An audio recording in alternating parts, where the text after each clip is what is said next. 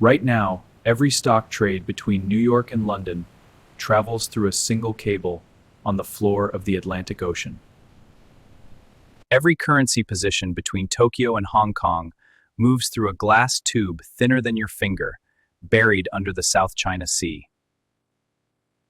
If that cable breaks during trading hours, nobody has a plan.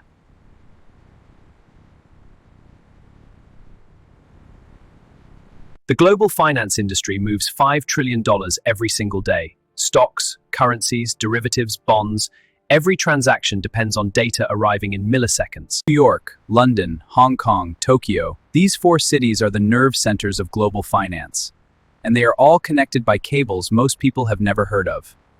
99% of all international financial data travels through undersea fiber optic cables. Not satellites, not wireless, glass tubes on the ocean floor. These cables were not built by governments. They were built by finance. Wall Street firms paid premium prices to lay the fastest possible route between exchanges. In 2013, a company called Hibernia Atlantic spent $1 billion to lay a single cable across the Atlantic. Its only purpose? To shave 2 milliseconds off the New York to London trading route. 2 milliseconds. That is the margin that separates profit from loss for the firms that trade between New York and London. 2 milliseconds was worth $1 billion. In Asia, a cable called ASE connects Hong Kong to Tokyo to Singapore. It was funded by NTT specifically to give finance firms the fastest possible route between Asian stock exchanges. When Tokyo markets open each morning, stock quotes travel to Hong Kong traders in 65 milliseconds. That speed is not accidental. It was engineered, paid for, and buried under the South China Sea. But there is a choke point, a geographic bottleneck where cables from Asia to Europe must all pass through together. The Red Sea. And in 2024, someone started cutting them. 18% of the world's data flows through this corridor. When Houthi forces cut cables in the Red Sea in late 2024, markets from Mumbai to Dubai slowed to a crawl within minutes. There is no backup that matches the speed. Satellite adds too much delay. Alternative cable routes add milliseconds. For high-frequency trading, milliseconds are the difference between the trade and no trade. Singapore, Frankfurt, Chicago. Every major financial hub depends on cables most traders have never seen. Built in secret, owned by telecoms, carrying the entire weight of global capital. And they are almost completely unprotected. There is no standing military guard, no real-time monitoring of the entire route. When a cable breaks, the world finds out when the data stops arriving. Cable repair ships travel at 20 knots. Even at full speed, reaching a deep-sea break takes days. During those days, the data either finds another route or it does not arrive at all. This is what $5 trillion a day actually depends on. A cable, an ocean, and a repair ship that is never close enough when it matters.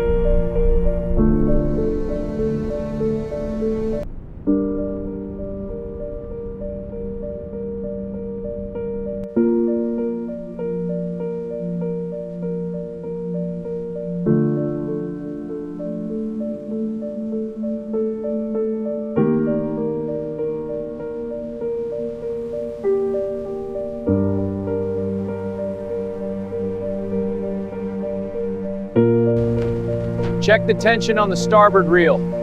Steady, no slippage. Port side looks good too. All right, log it and move to the next.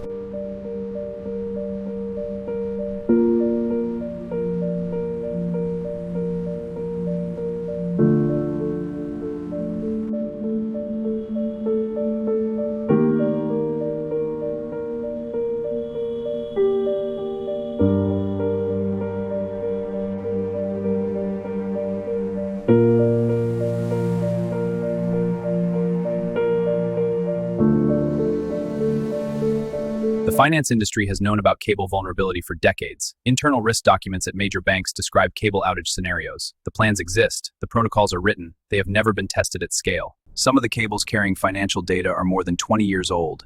The design lifespan of a submarine cable is 25 years. Extensions are routine. Physical inspections are not. A ship's anchor dragging across the seabed is the most common cause of cable damage worldwide. Not hackers, not state actors, a ship that did not check the cable chart. And there are thousands of ships every day. Finland's intelligence service published a report, and that most incidents are aimed at sea, not acts of war. The market panic that follows each cut is the real financial risk.